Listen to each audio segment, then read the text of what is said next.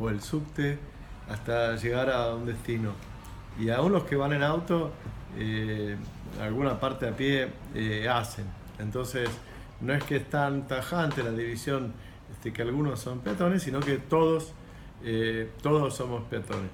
Ahora, me parece que la forma en que socialmente organizamos la movilidad es determinante para nuestra calidad de vida, porque significa la calidad del tiempo que ponemos en eso, la salud que podemos tener, tanto por hábitos menos sedentarios como por la calidad del aire que respiramos, como la seguridad frente a accidentes y hasta la propia, digamos, posibilidad de acceder a la salud, a la educación, al trabajo y a los bienes de la ciudad. A mí, cuando me preguntan cómo es la movilidad en Buenos Aires, siempre digo, bueno, nosotros obviamente nos quejamos, nos gustaría que fuera mejor, pero para una ciudad de 15 millones de habitantes, tenemos la posibilidad de ir de una parte a la otra en transporte público la mayor parte del día y de la noche bastante bien. Eso no quiere decir que nos tengamos que resignar a que no se puede mejorar muchísimo, como se debe mejorar, pero digamos, si no partimos de un buen diagnóstico no lo vamos a poder hacer. Aquí en estas imágenes que están atrás muestran la red de ferrocarriles que tiene Buenos Aires, que son más de 800 kilómetros de red suburbana. Eso no lo tiene ninguna otra ciudad en América Latina. Sí, tenemos una red de subte que empezó prematuramente, antes que todas las otras, en 1913, pero hoy no tiene más de 50, mientras que Santiago y México, por ejemplo, han avanzado mucho en esa materia. Si queremos ver además cómo el transporte funciona como de alguna manera la osatura del crecimiento metropolitano y también puede funcionar como barrera, de acuerdo a cómo esté concebido y armado. Y eso, bueno, los distintos planes que se han hecho para Buenos Aires han tratado de ver integralmente el territorio regional. Lo que ocurre es que muchos de esos planes no se ejecutaron a nivel metropolitano y los que sí se ejecutaron, como las autopistas urbanas en la época de Cacciatore, en plena dictadura, o los accesos viales dados en concesión en el año 92-94 junto con la privatización del ferrocarril, han tenido unos efectos territoriales y ambientales muy grandes que son un desafío todavía para ver cómo gestionamos la ciudad para adelante. Yo planteo que, digamos, si uno tuviera que poner un orden de prioridades, diría que el transporte guiado, el ferrocarril, debería ser la columna vertebral a nivel metropolitano y con el subte adentro de la ciudad, y que, digamos, como complemento a eso, el autotransporte público de pasajeros y en algunos corredores el metrobús es una forma, digamos, de ser mucho más capilar, ¿no? Cada uno tiene capacidades alternativas. Un tren puede llevar más de 40.000 personas por hora en una franja de 3 metros, un subte entre 20.000 y 40.000, y un metrobús unas 10.000 personas por hora en una franja de 3 metros. Un auto en un carril son 1.500. Entonces ahí tenemos una idea de las magnitudes de lo que nos puede llevar. Y tiene cada una además distintas relaciones con la ciudad. Las autopistas han sido más traumáticas y los ferrocarriles son más amigables. Y después, bueno, a veces dicen Buenos Aires no tiene planes, es producto de un crecimiento caótico. Es verdad que en algunas cosas hay contradicciones, pero yo creo que sería eludir la responsabilidad, decir que no ha crecido en base a un plan. Lo que pasa es que el plan tal vez no fue las decisiones formales de planeamiento, sino decisiones de infraestructura que han tenido consecuencias muy grandes en el territorio. La idea de hacer los accesos viales y cerrar servicios ferroviarios, digamos, no es lo mismo que no hacer nada, es una idea y eso tiene consecuencia territorial y económica y social. Y esta cuestión sigue hoy, digamos, ¿no? Por un lado hay muchos estudios y por otro lado hay decisiones que son producto de otras lógicas, de otras relaciones de fuerza entre quienes tienen la capacidad de arbitrar, y creo que en la medida en que tomemos conciencia individual y colectivamente de la importancia de estas cuestiones, tendremos posibilidad de mejorar. Por ejemplo, si uno mira en el mundo, en Seúl, hay un caso muy emblemático. Ellos tenían una autopista que llevaba 140.000 autos por día y a principios de la década del 2000 la demolieron para hacer transporte público y peatonal y no hicieron ninguna otra en su reemplazo, y la verdad es que es un proyecto que ha tenido mucho éxito. El que era alcalde de Seúl después fue presidente, y ambientalmente y socialmente, en términos de asignación del espacio, es mucho más eficiente, digamos, ¿no?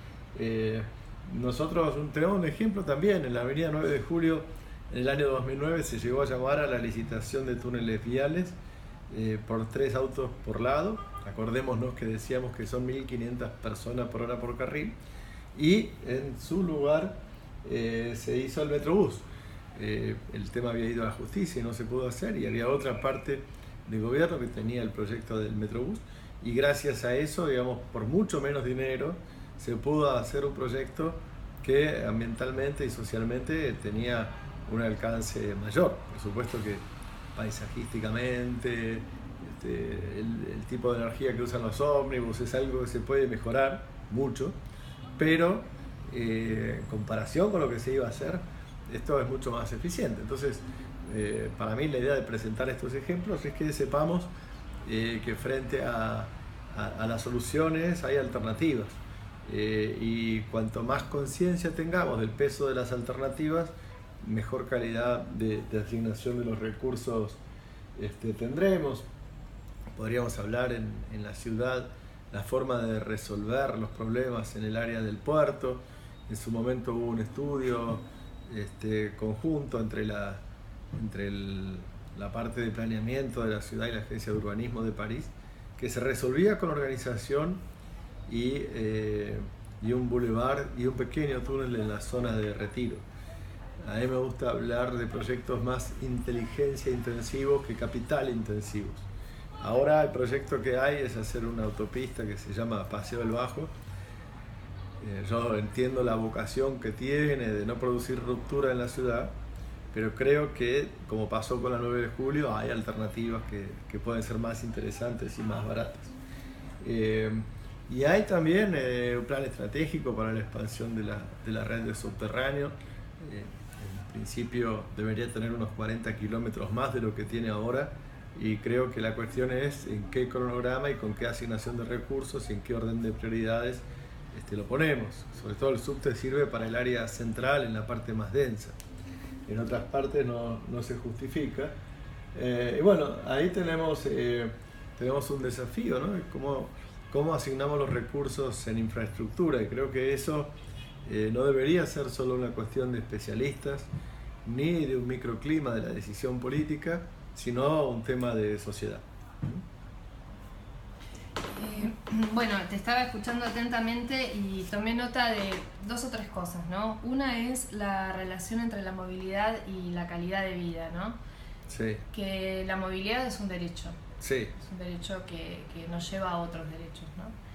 Y en relación a esto de la calidad de vida y el derecho, y la tercer pata que vos hablaste recién, esta, si querés, contraposición entre proyectos de inteligencia intensivo y capital intensivo. Sí. ¿Cómo podríamos cerrar de alguna manera esto en relación al tema ambiental, que es coadyuvante, que integra el transporte y bueno, nuestra calidad de vida y nuestros derechos, ¿no? Tenemos derecho al transporte, tenemos derecho al ambiente, a la vida sana.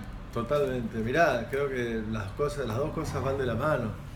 Yo creo que las soluciones más inteligentes son las que consumen, digamos, las que tienen más productividad por los recursos que ponemos. Y esos recursos incluyen el medio ambiente, incluyen la energía, incluyen las emisiones que tenemos como consecuencia, incluyen el espacio. Por eso trataba de ponerle números a la capacidad que tiene con un medio alternativo a otro. Y tal vez no tenemos la conciencia, pero hoy hay una... primero, la Argentina ha firmado tratados internacionales sobre el cambio climático, que la comprometen a tener una hoja de ruta activa, con decisiones que cuando se toman deben tener efectos a favor o en contra, digamos, de revertir los efectos del cambio climático. Por otro lado, ya estamos hablando de la calidad sonora. Por otro lado, tenemos las consecuencias o sea, cuando uno dice la eficiencia de un medio, hablamos de la cantidad de gente que pasa por hora. Podríamos hablar de la energía consumida por pasajero transportado o por carga transportada medida en toneladas. Podríamos hablar del costo en emisiones, ¿no? Cuántas emisiones genero para hacer distintos tipos de desplazamiento. Por supuesto, lo más sano es lo que se llama movilidad activa, ¿no? Ir a pie o en bicicleta, pero eso sirve para algunos viajes y no para todos. Pero hoy, por ejemplo, hay nuevos estudios de la Organización Mundial de la Salud sobre los efectos de la calidad del aire en la salud, en enfermedades cardiorrespiratorias, que son alarmantes. Están tomando medidas en Estados Unidos hace mucho que, por lo menos en tema de diésel, está casi prohibido y son más estrictos. En Europa ahora están tomando medidas, a medida que se hicieron públicos los estudios, se ha generado una crisis de salud pública y los gobiernos están obligados a actuar de una manera drástica. Están hablando de prohibir en solamente 7-8 años la energía diésel y directamente el motor a combustión, algunos para el 2030. Eso también tiene que ver con una evolución tecnológica, pero que, digamos, no alcanzaría con cambiar los motores a combustión por motores eléctricos, sino que, bueno, un desafío de organizarse de otra manera. Pero otra vez te digo, ¿no? Si le ponemos más inteligencia en el uso de los recursos, vamos a tener también más inteligencia en el uso de los recursos ambientales. Perfecto, súper claro, como todo docente y como todos los invitados especialistas que hemos tenido acá en el curso. Una pregunta, si tuviéramos en aula que tener en cuenta 2 o 3 palabras para trabajar en clase y poder generar proyectos áulicos y eso llevarlo luego a la comunidad, ¿cuáles serían esas 2 o 3 palabras que vos definirías en relación a la movilidad?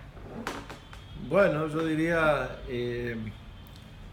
se habla de movilidad sostenible, pero es una palabra que está bien y que fue parte del informe Brundtland y de Naciones Unidas, pero se lo ha usado para tantas cosas que a veces pierde un poquito el sentido. Yo creo que si decimos saludable, estamos hablando también de las emisiones que genera, pero como medida de salud pública. Inclusive lo que se llaman accidentes, que algunos dicen que se deberían llamar siniestros, están entre la primera causa de muertes jóvenes, o una de las más elevadas en cualquier lugar del mundo. La cantidad de peatones muertos son muertes que se pueden prevenir. Y ahí, digamos, hay un desafío muy grande y creo que con saludable uno lo puede entender. También cuando digo inteligente en el uso de los recursos, no me refiero tanto a la idea de Smart City y al uso de nuevas tecnologías, que puede ser una parte, pero me parece que la inteligencia tiene que estar en el uso de los recursos, para los cuales después sí habrá aplicaciones que pueden servir, pero lo más importante es pensar en la eficiencia en el uso de los recursos. Y después creo que hay una cuestión de ciudadanía en estas decisiones. son temas que pueden parecer complejos, que son números que abruman. A veces se habla de proyectos de miles de millones de dólares, no están tan claros en los presupuestos públicos porque están atomizados en una cantidad de jurisdicciones y reparticiones y empresas, pero creo que aunque sea árido, es un trabajo que nos tenemos que dar, y en la medida que exista una mejor comprensión social, un mayor involucramiento, vamos a tener también una mejor calidad de decisiones. Así que saludable, inteligente y con compromiso ciudadano. Perfecto, súper claro, te agradezco muchísimo y te invito, si tenés ganas, promediando la semana, cuando ya esté el foro abierto y en debate con preguntas de los alumnos, te invito a ver si hay consultas que te hagan los participantes de la capacitación, si estás dispuesto a ser parte de las respuestas. Encantado. Bueno, muchas gracias, Antonio.